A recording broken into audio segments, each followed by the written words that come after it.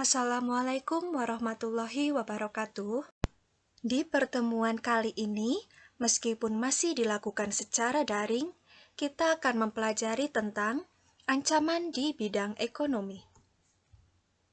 Globalisasi perekonomian di satu pihak akan membuka peluang pasar produk dari dalam negeri ke pasar internasional secara kompetitif. Berarti akan ada persaingan dari produk dalam negeri ke pasar internasional.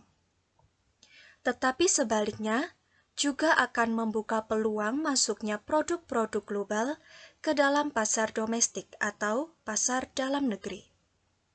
Hal tersebut tentu saja selain menjadi keuntungan, juga akan menjadi ancaman bagi kedaulatan ekonomi suatu negara. Ancaman di bidang ekonomi bagi Indonesia. Yang pertama, Indonesia akan dibanjiri oleh barang-barang dari luar negeri seiring dengan adanya perdagangan bebas. Perdagangan bebas tidak akan mengenal adanya batas-batas negara. Hal ini mengakibatkan semakin terdesaknya barang-barang lokal, terutama tradisional, karena kalah bersaing dengan barang-barang dari luar negeri. Yang kedua, cepat atau lambat, perekonomian negara kita akan dikuasai oleh pihak asing. Seiring dengan semakin mudahnya orang asing menanamkan modalnya di Indonesia. Pada akhirnya, mereka akan dapat mendikte atau menekan pemerintah atau bangsa kita. Dengan demikian, bangsa kita akan dijajah secara ekonomi oleh negara investor. Timbulnya kesenjangan sosial yang tajam sebagai akibat dari adanya persaingan bebas. Yang ketiga, timbulnya kesenjangan sosial yang tajam. Persaingan bebas akan menimbulkan adanya pelaku ekonomi yang kalah dan pelaku ekonomi yang menang. Pihak yang menang akan dengan leluasa memonopoli pasar, sedangkan yang kalah akan menjadi penonton yang senantiasa tertindas. Sektor-sektor ekonomi rakyat yang diberikan subsidi semakin berkurang.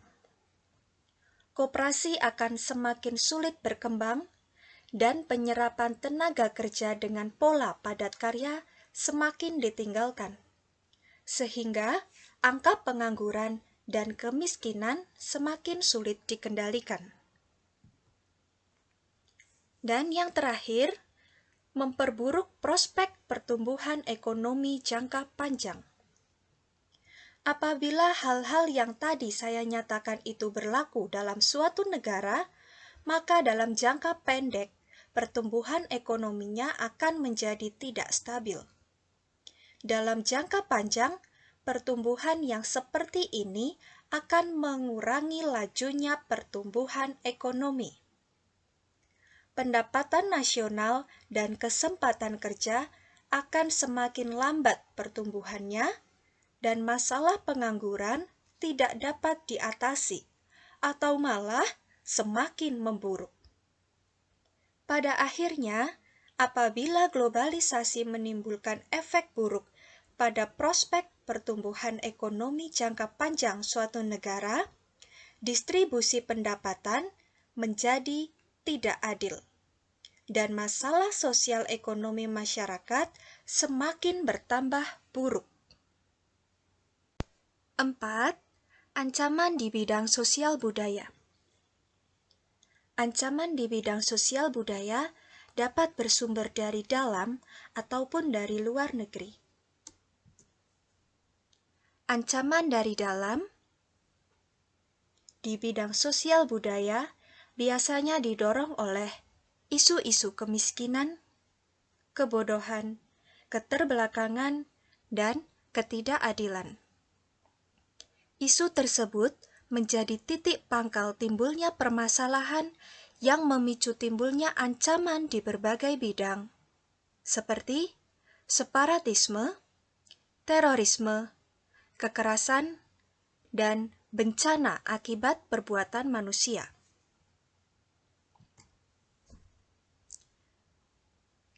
Kemudian, ancaman yang datang dari luar akibat pengaruh negatif globalisasi di bidang sosial budaya di antaranya masuknya budaya asing yang negatif, seperti minum minuman keras, pergi ke diskotik, dan lain sebagainya yang tidak sesuai dengan budaya kita. Munculnya gaya hidup konsumtif atau suka melaksanakan pemborosan. Munculnya sifat hedonisme. Adanya sikap individualisme. Munculnya gejala westernisasi. Semakin memudarnya semangat gotong royong, solidaritas, kepedulian, dan kesetiakawanan sosial. Serta semakin lunturnya nilai-nilai keagamaan dalam kehidupan bermasyarakat. Sekian yang dapat saya sampaikan hari ini. Semoga bermanfaat